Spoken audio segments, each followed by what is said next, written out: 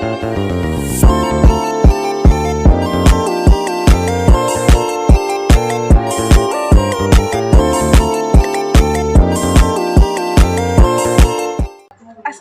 warahmatullahi wabarakatuh. Perkenalkan, nama saya Dinda Maulana dengan NIM 230403076, Program Studi Manajemen Bisnis Syariah, Fakultas Ekonomi dan Bisnis Islam.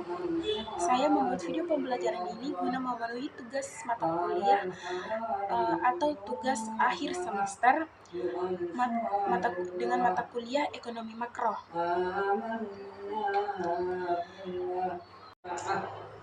Jadi pada video kali ini saya akan memberikan sedikit pembelajaran tentang apa sih itu uang dan lembaga keuangan. Tentu saja kita tidak asing dengan kata uang, atau kita mungkin bisa dibilang kita tidak bisa tanpa uang. Uang merupakan alat yang kita digunakan dalam sehari-hari untuk memenuhi kebutuhan kita sehari-hari, karena tanpa adanya uang kita tidak bisa memenuhi kebutuhan kita sehari-hari. Kita tidak bisa membeli apa yang kita inginkan. Jadi sebelum manusia menggunakan uang sebagai alat tukar atau alat yang digunakan untuk memenuhi kebutuhan kita sehari-hari, dulunya itu nenek moyang kita atau orang yang dahulu itu tidak menggunakan uang sama sekali, tapi mereka memenuhi kebutuhan mereka itu dengan cara berburu dan meramu. Kemudian berkembang dengan sistem barter. Sistem barter itu misalnya menukar suatu hasil dengan hasil yang lain, misalnya bisa menukar beras dan misalnya seperti ayam atau telur, kita bisa menukarnya, itu sistem barter. Jadi menukar hasil dengan hasil yang lain. Setelah itu, sebelum berkembangnya zaman, dulu juga itu setelah berkembang sedikit, itu pertama kali menggunakan uang koin. Kan dulu itu tidak menggunakan uang kertas sama sekali, karena mungkin mereka belum tahu cara untuk mengembangkannya. Jadi pertama kali alat tukar pertama kali itu uang koin. Jadi bangsa yang pertama kali menggunakan alat tukar dengan koin itu adalah bangsa Lydia, yaitu bangsa yang pertama kali memakai benda yang disebut dengan alat tukar dengan bahan campuran perak. Mereka adalah bangsa pertama kali yang menggunakan uang koin atau uang perak sebagai alat tukar mereka. Jadi tidak ada lagi berburu dan meramu atau tukar atau barter. Dulu kan tidak ada namanya uang perak atau uang kertas. Jadi mereka itu menggunakan barter. Jadi penukaran hasil dengan hasil yang lain.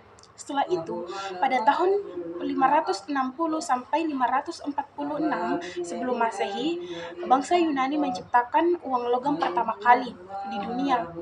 Jadi bangsa Yunani itu bangsa yang pertama kali di dunia menciptakan uang logam sebagai alat tukar mereka. Setelah berkembangnya zaman, kemudian keterbatasan bahan baku pembuatan logam. Jadi dulu itu pembuatan logam untuk membuat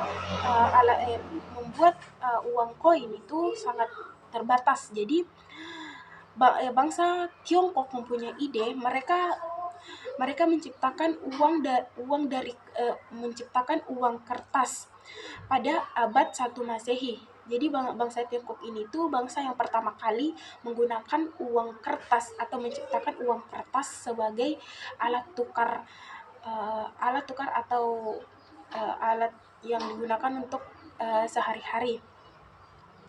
Jadi uang itu dapat didefinisikan sebagai benda-benda yang disetujui masyarakat sebagai alat perantara untuk mengadakan pertukaran atau perdagangan.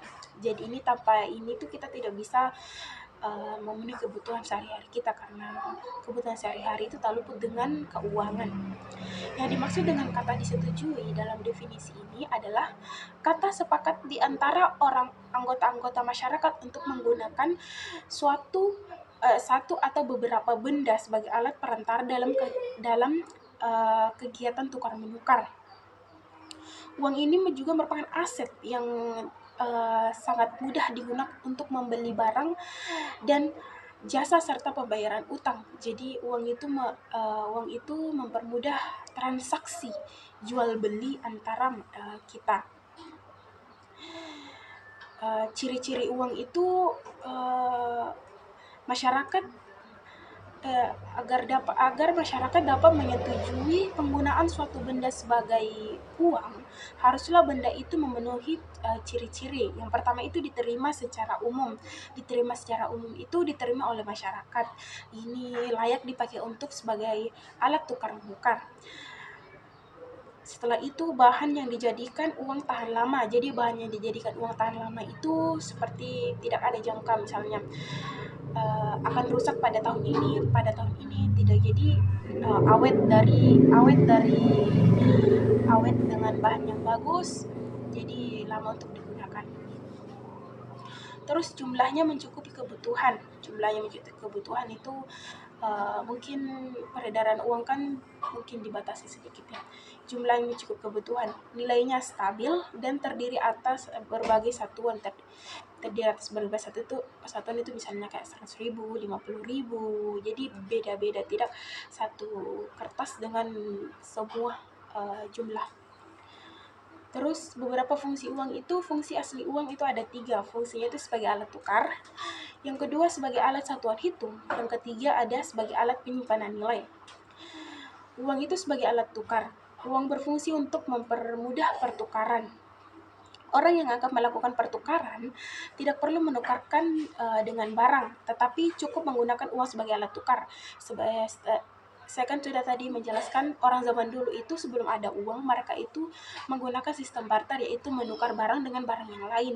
Setelah perkembangan zaman, setelah munculnya uang, jadi barter itu sudah tidak dilakukan sekarang, tapi kita bisa menggunakan uang untuk membeli suatu barang, tidak lagi dengan menukar barang lain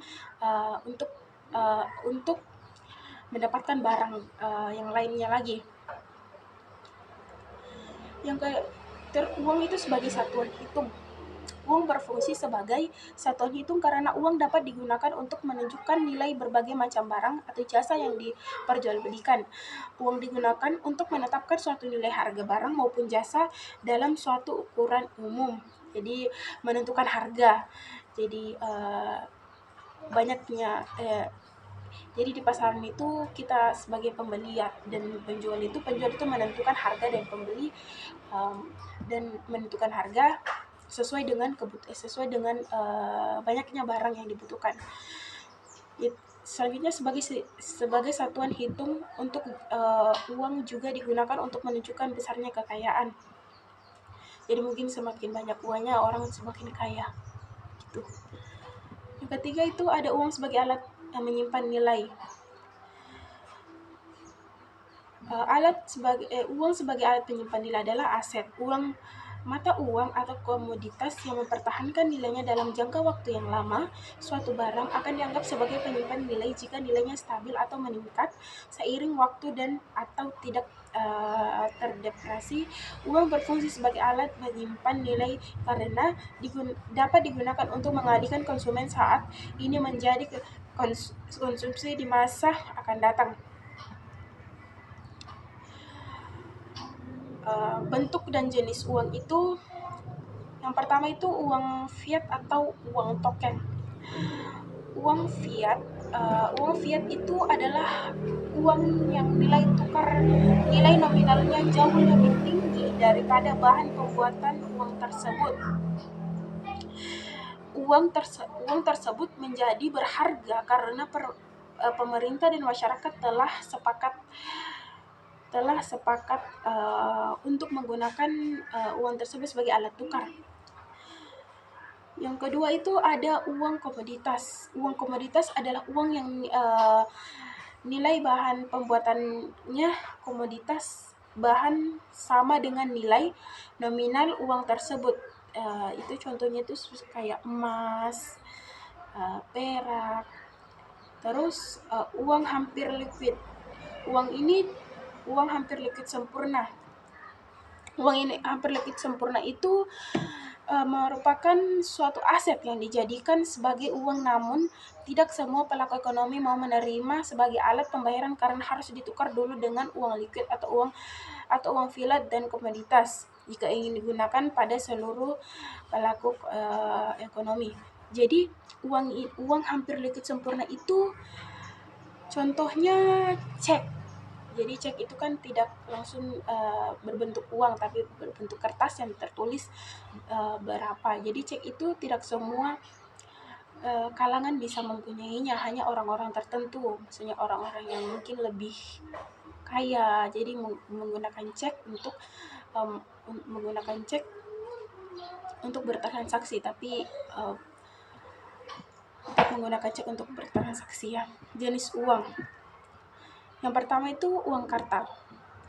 Uang kartal adalah uang yang dijadikan sebagai alat transaksi sah dan wajib diterima seluruh masyarakat pada perekonomian. Uang kartal umumnya berbentuk uang kertas dan uang logam yang diterbitkan oleh bank sentral. Jadi, uang itu seperti uang kita yang sekarang. Uang yang sekarang kita gunakan, ada uang 1.000, uang perak, uang koin. Terus uang giral adalah alat pembayaran berupa surat berharga yang dikeluarkan oleh bank umum untuk transaksi jual beli dan masyarakat tidak wajib menerima pembayarannya. Ini tuh seperti giro pembayaran dan card atau ATM. Yang ketiga itu uang kuasi. Uang kuasi adalah surat atau sertifikat berharga yang dapat dijadikan sebagai alat pembayaran yang sah. Itu sebagai sertifikat berharga itu kayak uang deposito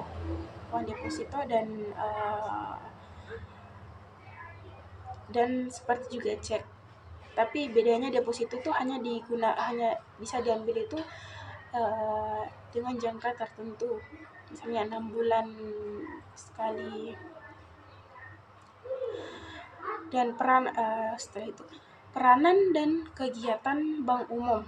Bank umum adalah bank yang melakukan kegiatan usaha secara konvensional atau berdasarkan prinsip syariah yang kegiatannya memberikan jasa dalam lalu lintas pembayaran. Bank umum merupakan lembaga keuangan yang menghimpun dana dari masyarakat atau funding dalam bentuk simpanan serta menyalurkan kembali kepada masyarakat dalam bentuk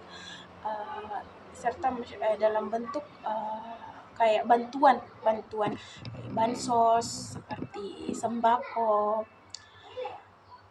Bank umum itu peranan bank umum yang pertama, transaksi bank memberikan kemudahan bagi pelaku ekonomi untuk melakukan transaksi berbagai hal dengan produk bank seperti giro, tabungan, deposito, atau saham.